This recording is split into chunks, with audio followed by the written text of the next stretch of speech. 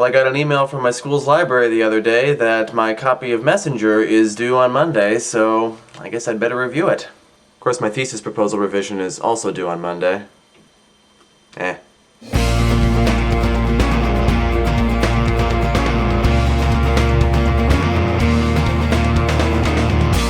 Messenger by Lois Lowry, the last book in the Giver trilogy.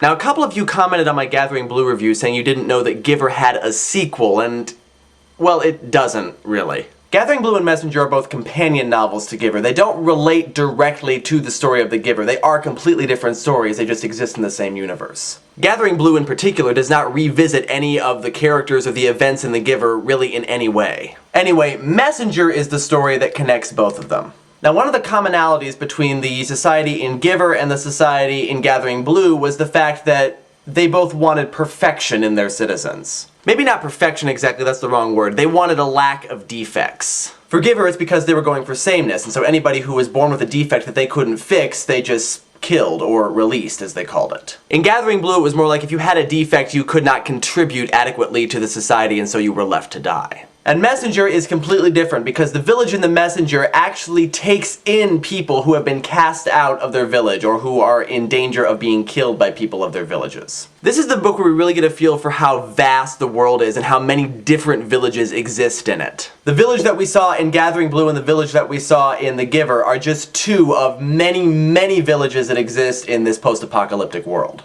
But the one in Messenger is the one that comes closest to being an actual utopian society rather than a dystopian society. In this village, which incidentally is the only village of the three books that actually has a name. Now true, its name is Village, but still, it is a name. It's not called The Village, it's called Village with a capital V. Village welcomes everybody who comes regardless of their defect because they recognize that everybody has their own individual strengths that they can bring to the community. In fact, that's how they name people. They name people according to their strengths, what they call their true name. And so the guy who's really good with kids and a really good teacher is called Mentor. And the guy who is blind and yet has a special way of seeing things that he is able to use to contribute to the community is called Seer. And the guy who leads the community and leads it very effectively is called Leader. Now let's talk about Leader for a minute, because, Leader is Jonas. That's right, one of the ways in which Messenger connects the two stories is we actually reunite with both of the protagonists from Giver and Gathering Blue. They never explicitly say that Leader is Jonas, but you know that it's true. If you actually read The Giver, then Lois Lowry drops enough hints throughout the story to leave you no doubt in the world that this is Jonas. But he never actually uses the name Jonas, and I like that. He has left his old name and his old life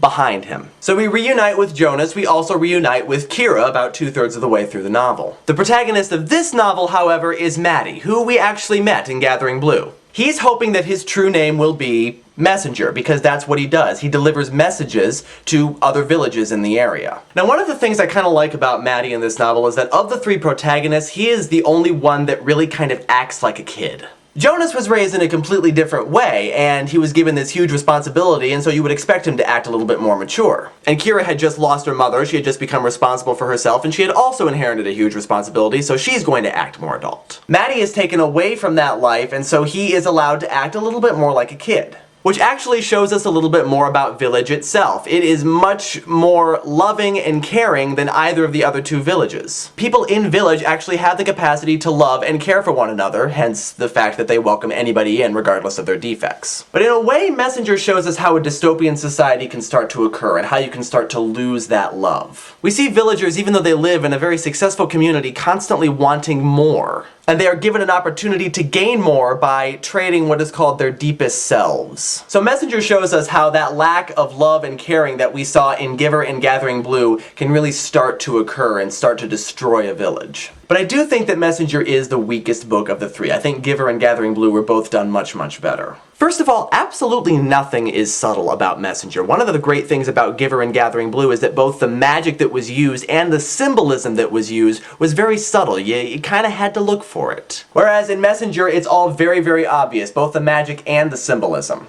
Like, you can't not miss the symbolism. It's right there in your face. There is no getting around it. And one other thing that I kind of didn't like was that in Messenger we revisit Kira's village, but we don't really find out whatever happened to Kira's village. Gathering Blue, like Giver, was a story that left us without a lot of closure. We just kind of left with Kira having this job to do, but we never really saw if she accomplished it. Which is kind of the same with Jonas and Giver, but with that I didn't mind so much because in Giver, he left. Jonas left his village, he left that old life behind him, and so it makes a certain amount of sense that we're not really gonna find out what happens with them. Although honestly, Lois Lowry, couldn't we have heard a little bit more than half a paragraph about Gabe? But anyway, Kira actually stayed behind in her village and tried to enact change within the village itself. And we hear that change has happened. We hear that life is much improved within the village, but we don't really hear how that came about. And we go to the trouble to revisit the village, but the only character that we really come in contact with is Kira. We don't hear about Joe at all, and we don't hear about the antagonists of the story, and if Kira ever stood up to them and confronted them with the horrible things that they had done.